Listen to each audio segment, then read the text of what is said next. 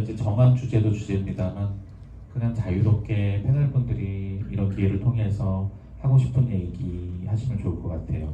서수진님은 머리에 치킨 냄새 된다는 얘기는 상당히 감동적이었어요. 저는 그런 줄 몰랐어요.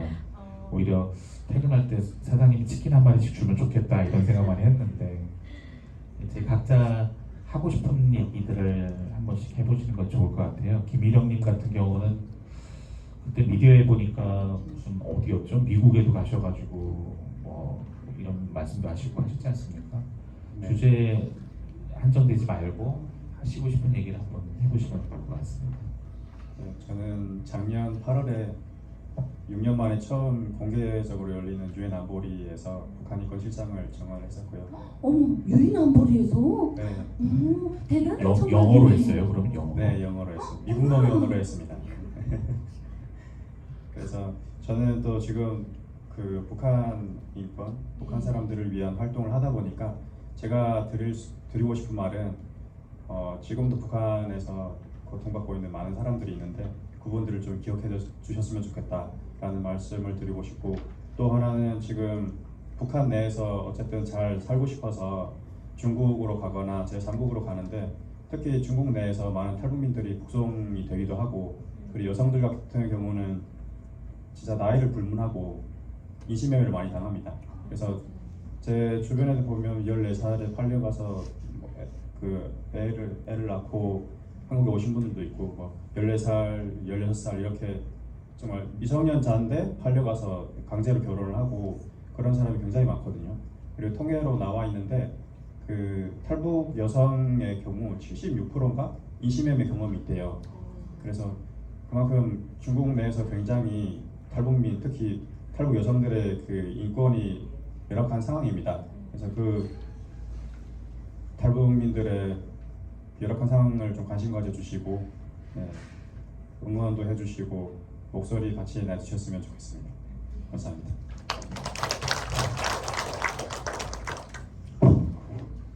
네, 선호 씨 한마디 하셔야죠. 약간 이제 직접 북한에서 오신 분들의 이야기도 들어보고 해서 사실 제 세대는 그 북한에 대한 그런 교육 같은 거 아예 받아본 적이 없거든요, 거의.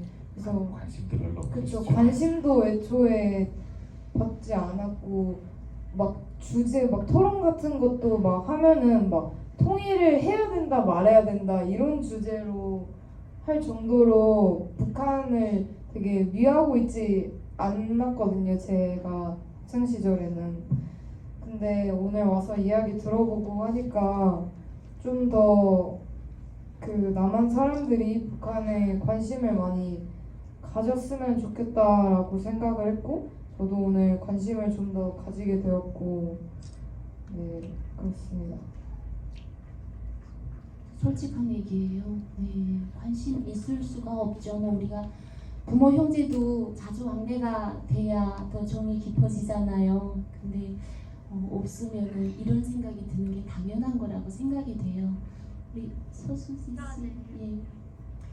저는 오늘 뜻밖의 이런 시간을 가지면서 대학교 때 제가 마음의 꿈이 또 열정이 북한 사람들 조금이라도 뭔가 도와줄 수 있는 어떤 게 있지 않을까라는 혼자 고민을 하고 생각을 했어서 그때 당시에 교양 과목으로 북한 사회의 이해라는 수업을 들었었어요. 네네, 저희 학교에. 그래서 그 수업도 듣고, 그리고 캐나다에 있는 친구한테 제가 여행을 갔을 때 그쪽에서는 이렇게 우유병이랑 이런 것들을 북한으로 보내주는 그런 단체들이 몇 군데 있다 그래서 그분들도 이렇게 뭔가 만나서 얘기도 나눠보고 막 그렇게 틈틈이 저도 모르게 이렇게 북한의 마음을 끌리고 있고 따뜻한 마음이 가고 있다라는 거를 인지는 하고 생각을 했는데 또 잃어버리고 살았던 것 같아요. 근데 또 우연히 이런 시간들이 생기면서 나도 어떠한 작은 무엇인가로 같이 함께 할 수 있는 게 어떤 게 있을까를 다시 한 번 더 생각해보는 시간이 된 것 같아서 되게 뜻깊고 좋은 시간이 되었습니다. 네, 감사합니다. 참 말씀 잘하세요. 네. 그러면 이제 말씀도 잘하시고. 네, 여기 앉아 계시는 한 분 한 분의 얼굴이 다 저 어머니 같습니다. 정말 따뜻함이 많이 느껴집니다.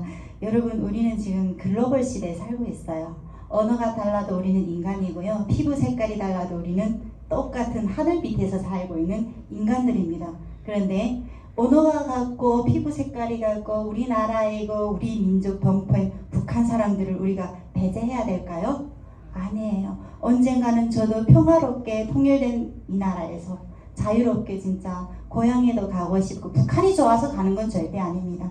그래도 내가 태어났던 곳이잖아요. 갈 수 있고, 부모님 아빠는 작년에 돌아가셨어요. 산소에 가서 꽃송이 하나라도 얼려놓고 싶은 그런 생각이 진짜 많이 들어요. 그러려면 여러분, 평화통일이라고 하면 제가 아무리 웅변이 좋다 한들 전 세계 다니면서 제가 열변을 토해도 이룰 수가 없어요.